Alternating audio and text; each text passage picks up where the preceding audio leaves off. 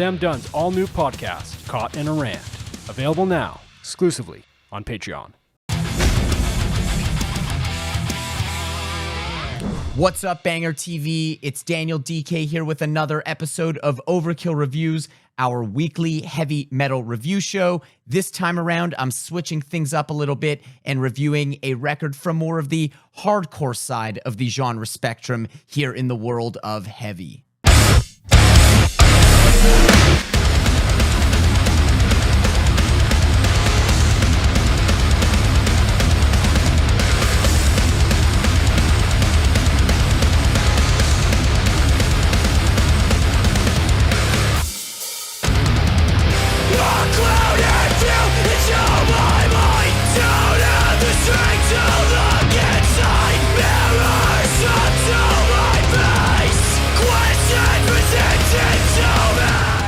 And there it is. It's Judiciary's second full-length record entitled Flesh Plus Blood, out on March 10th on Closed Casket.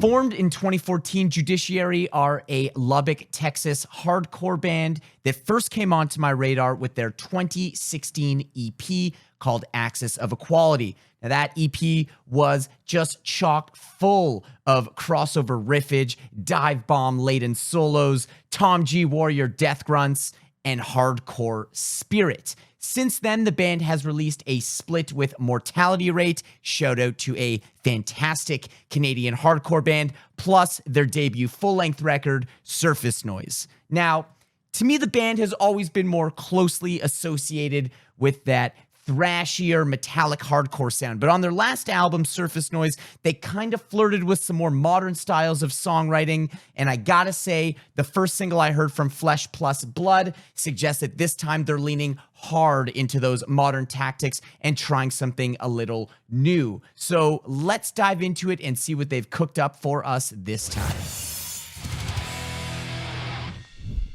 I press play on this record, and the first thing I hear are these Nightmare Logic-esque ominous electronic noises. So I quickly pull up the album credits and my suspicion is confirmed. Produced by Arthur Risk. Now, Arthur Risk not only understands music and composition on an otherworldly level, but Arthur can create sounds and feelings that only he can. He enhances every band situation he is brought into, and I can confidently say I hear his sonic influence all over this record.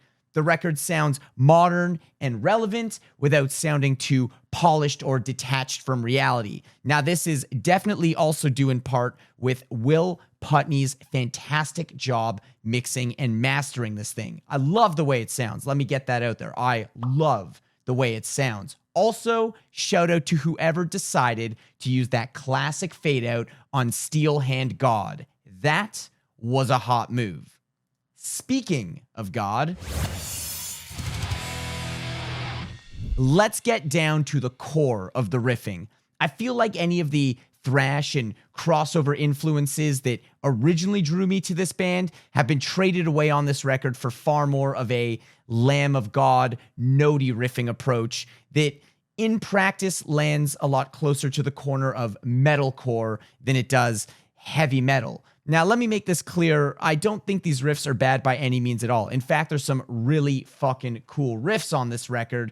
I was just a little bit surprised, and albeit a bit of a negative surprise for me in the context of what I expected from this record going into it. But here's one of those groovy riffs that I'm talking about. It's from the song called Knife in the Dirt.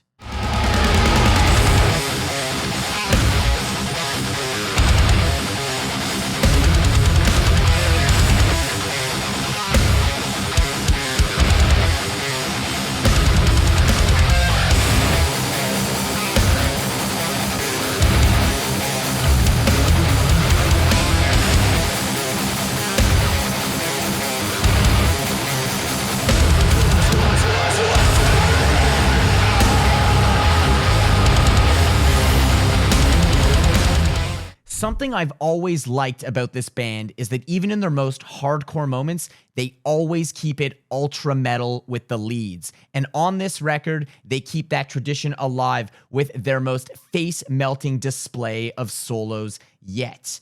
Dive bombs aplenty with tons of little licks ranging from slow and emotionally constructed ones to total warp speed ones. And they're on almost every single song. Even during verses and choruses, you can still find traces everywhere of lead-like harmonized guitar and little melodies happening all over the place. It's truly one of the most traditionally metal parts about this record, and I love it. In fact, the hardest part of this review was picking which one of the many standout leads that I was going to show you, so I eeny, meeny, miny, moed it, and you got this one.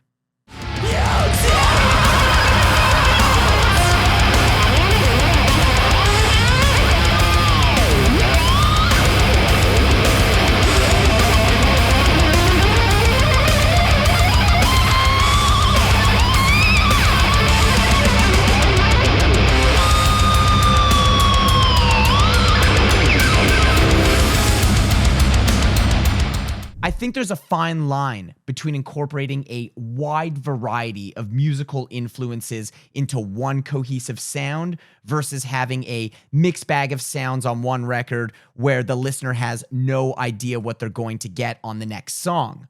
And while I applaud this type of musically diverse palette in the writing room, I couldn't help but feel that this record lacked somewhat of a concrete identity for the listener to latch onto. I already cited the metalcore riffing, but that's only one of the many ingredients here. Along the way, there's some atmospheric vibes that remind me of ISIS, as well as some post-hardcore style of songwriting like Converge. Plus, there's this massive ringing power verses a la Hatebreed.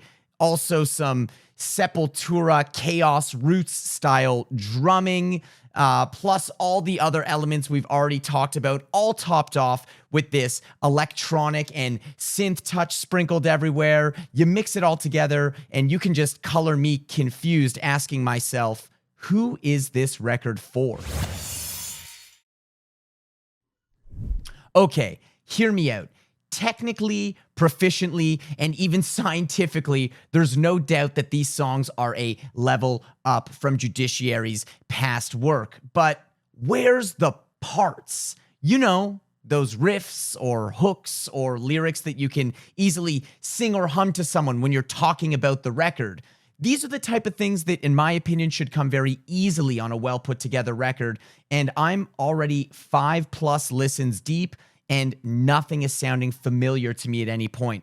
I guess if I had to pick something that feels memorable, it'd be some of that open, chordy verse, big-sounding riff that I talked about earlier from Engulfed. You also heard that at the top of this video. But that's the lead single, so you kind of expect that from a lead single. I guess just I expected when I listened to the whole record that something would present itself as a little bit more memorable and stick with me. I wouldn't even know what part of the record to spin for someone to try and sell them on it, and to me, that is not a good sign. I need more parts! Some closing thoughts for you. If you asked me to genre classify this band after this record, I certainly would not use the words thrash or crossover like I once would. This band is clearly in a transitional phase and exercising some excellent, top-notch songwriting skills. They just kind of missed the mark for me on creating something truly memorable and engaging for the listener. Plus, I just really dug them at their thrashiest, man. I'm always bummed to see the bands lose that thrash edge. Technically, this record is great, but emotionally, I'm not really feeling anything from it. I'm not getting that connection that I was hoping I would. Not even the Brian Garris and Brody King cameos could save it for me. But hey, there's still those kick-ass guitar solos, the fantastic production. All things considered, I'm giving this one 3 out of 5 skulls on Overkill Reviews, and to be fair, I'm still gonna go see the band live. All right, it's time for some shoutouts. This is music that's just released or going to be released that I'm telling you to check out.